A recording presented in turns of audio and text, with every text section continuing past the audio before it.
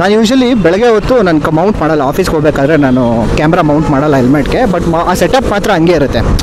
But camera ಮಾತ್ರ remove ಮಾಡಿರ್ತೀನಿ only because ನನಗೆ ಬೆಳಗ್ಗೆ ಹೊತ್ತು ಆಫೀಸ್ಗೆ ಹೋಗೋ ಅರ್ಜೆಂಟಲ್ಲಿ ಒಂದು ಒಳ್ಳೆ ಕಂಟೆಂಟ್ ಏನಾದ್ರು ಸಿಕ್ಕಿದ್ರೆ ಅಥವಾ ಯಾವುದೇ ಕಂಟೆಂಟ್ ಸಿಕ್ಕಿದ್ರೆ ನೆಮ್ಮದಿಯಾಗಿ ಕೂತ್ಕೊಂಡು ಮಾಡೋದಕ್ಕಾಗಲ್ಲ, ಹರಿಬರಿಲಿರ್ತೀನಿ ಅಂತ.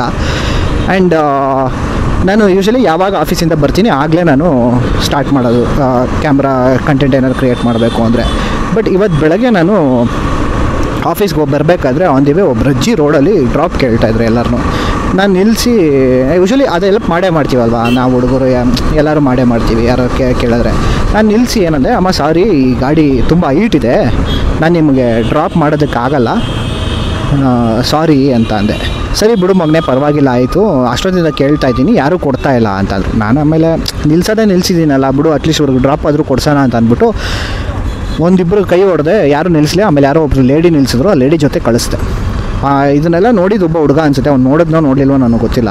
ನಾನು ಗಾಡಿ ಹತ್ತಕ್ಕೆ ಅಂತ ಹೋದಾಗ ಅಲ್ಲಿ ಬಂದು ಸಡನ್ನಾಗಿ ಏನು ಬ್ರೋ ವ್ಲಾಗ್ ಮಾಡ್ತೀರಾ ನೀವು ಅಂತ. ಬಿಕಾಸ್ ಈ ಹೆಲ್ಮೆಟ್ ಸೆಟಪ್ ಎಲ್ಲ ಅಲ್ಲಿ ಮುಂದ್ಗಡೆ ಎಲ್ಲ ಅದೇ ಮೌಂಟ್ ಎಲ್ಲ ಹಂಗೆ ಇರುತ್ತಲ್ವ ಈ ಮೌಂಟ್ ಎಲ್ಲ, ಅದಕ್ಕೇ ಬಂದು ಕೇಳ್ದೆ ಅನಿಸುತ್ತೆ, ಏನು ಬ್ರೋ ವ್ಲಾಗ್ ಮಾಡ್ತೀರಾ ನೀವು ಅಂತ.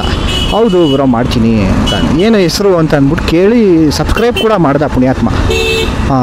ಹೀಗೆ 365 ಡೇಸ್ ವಿತ್ ಯಕ್ಷ ಅವರು ಇನ್ಸ್ಟಾಗ್ರಾಮಲ್ಲಿ ಯೂಟ್ಯೂಬಲ್ಲೆಲ್ಲ ಇದೆ ಅಂತಂದಾಗ ಸಬ್ಸ್ಕ್ರೈಬು ಮಾಡ್ದೆ, ಫಾಲೋನು ಮಾಡ್ದೆ. ಆ್ಯಂಡ್ ಅವರು ನನಗೆ ಹತ್ತುವಾಗ ನಾನು ಇನ್ನೇನೋ ಹೊರಡುವಾಗ ಒಂದು ಪ್ರಶ್ನೆ ಕೇಳಿದ್ರು, ಏನು ಬ್ರೋ ಒಂದು ಒಳ್ಳೆ ಕಂಟೆಂಟ್ ಮಿಸ್ ಮಾಡ್ಕೊಬಿಟ್ರಲ್ಲ ಬ್ರೋ ಅಂತ. ಏನಕ್ಕೆ ಬ್ರೋ ಅಂತ. ನಾನು ನಿಂತ್ಕೊಂಡು ನೋಡ್ತಾ ಇದ್ದೆ ನಿಮ್ಮನ್ನು, ನೀವು ಡ್ರಾಪ್ ಕೊಡಿಸಿದ್ದೆಲ್ಲ ನೀವೆಲ್ಲ ಒಳ್ಳೊಳ್ಳೆ ಕಂಟೆಂಟ್ ಅಲ್ವಾ ಅದು, ನಾನು ಏನೂ ಮಾಡೋಕ್ಕಾಗಲ್ಲ ಬ್ರೋ ಅಂತ ಅಂದ್ಬಿಟ್ಟು ಸುಮ್ಮನೆ ಇಗ್ನೋರ್ ಮಾಡೋ ಥರ ಮಾಡಿಬಿಟ್ಟು ಸ್ಮೈಲ್ ಕೊಟ್ಬಿಟ್ಟು ಪಾಸ್ ಆಗಿಬಿಟ್ಟೆ. ಬಟ್ ನನಗೆ ಒಂದು ಅರ್ಥ ಆಗಲಿಲ್ಲ, ಅವ್ರು ಯಾಕೆ ಅದನ್ನು ಕಂಟೆಂಟ್ ಅಂತ ನೋಡಿದ್ರು ಅಂತ. ಲೈಫಲ್ಲಿ ಈ ಥರ ಸಿಕ್ಕಾಪಟ್ಟೆ ಸಿಚುವೇಶನ್ಸ್ ಬರುತ್ತೆ. ಸಾಕಷ್ಟು ಸಲ ನಾವು ಯಾರಿಗೋ ಒಬ್ರು ಗೊತ್ತಿಲ್ಲದವ್ರಿಗೆ ಹೆಲ್ಪ್ ಮಾಡೋ ಸಿಚುವೇಶನ್ಸ್ ಬರುತ್ತೆ. ಅದನ್ನೆಲ್ಲ ಕ್ಯಾಮ್ರಾ ಹಿಡ್ಕೊಂಡು ನಾವು ಇನ್ನೊಬ್ರಿಗೆ ತೋರಿಸ್ಕೋಬೇಕು ಅಂತಂದರೆ ದಟ್ ಈಸ್ ನಾಟ್ ಲೈಫ್. ಅದನ್ನು ತೋರಿಸಿದ್ರೆ ನಾವು ಮನುಷ್ಯರೇ ಅಲ್ಲ ಅಂತ ಆಗೋಗುತ್ತೆ ಅನ್ಸುತ್ತೆ ನನಗೆ ಯಾಕೋ. ಆ್ಯಂಡ್ ನಾನು ವ್ಲಾಗ್ ಸ್ಟಾರ್ಟ್ ಮಾಡೋಕ್ಕಿಂತ ಮುಂಚೆನೂ ನಾನು ಈ ಥರ ಸಾಕಷ್ಟು ಮಾಡಿದ್ದೀನಿ. ಈ ಥರ ಹೆಲ್ಪ್ ಮಾಡೋದಾಗಲಿ ಅಥವಾ ಯಾರಿಗೋ ಒಬ್ರಿಗೇನೋ ನನ್ನ ಕೈಯಲ್ಲಾಗೋ ಸಹಾಯ ಮಾಡೋದಾಗಲಿ ನಾವು ಮಾಡಿದ್ದೀವಿ. ಬಟ್ ಅದನ್ನು ಯಾಕೆ ಅವರು ಕಂಟೆಂಟ್ ಥರ ನೋಡಿದ್ರು ಅಂತ ನನಗೆ ಅರ್ಥ ಆಗಲಿಲ್ಲ.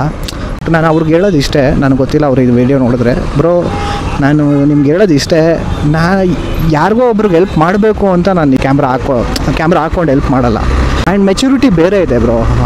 ಒಬ್ಬನಿಗೆ ಹೆಲ್ಪ್ ಮಾಡ್ತಾಯಿದ್ದೀನಿ ಅಂತ ಅಂದ್ಬಿಟ್ಟು ಕ್ಯಾಮ್ರಾ ಆಫ್ ಮಾಡೋದಕ್ಕೂ, ಒಬ್ಬನಿಗೆ ಹೆಲ್ಪ್ ಮಾಡ್ತಿದ್ದೀನಿ ಅಂತ ಕ್ಯಾಮ್ರಾ ಆನ್ ಮಾಡೋದಕ್ಕೂ ಸಿಕ್ಕಾಪಟ್ಟೆ ಮೆಚುರಿಟಿ ಡಿಫ್ರೆನ್ಸ್ ಇದೆ. ಆ್ಯಂಡ್ ಅಷ್ಟು ಕೀಳು ಮೆಚುರಿಟಿ ನಂದಿಲ್ಲ. ಆ್ಯಂಡ್ ಸಾಕಷ್ಟು ಜನ ವ್ಲಾಗರ್ಸ್ ಇಲ್ಲ ಅನಿಸುತ್ತೆ, ಆಕಸ್ಮಿಕವಾಗಿ ಆಗುತ್ತೆ ಅನಿಸುತ್ತೆ.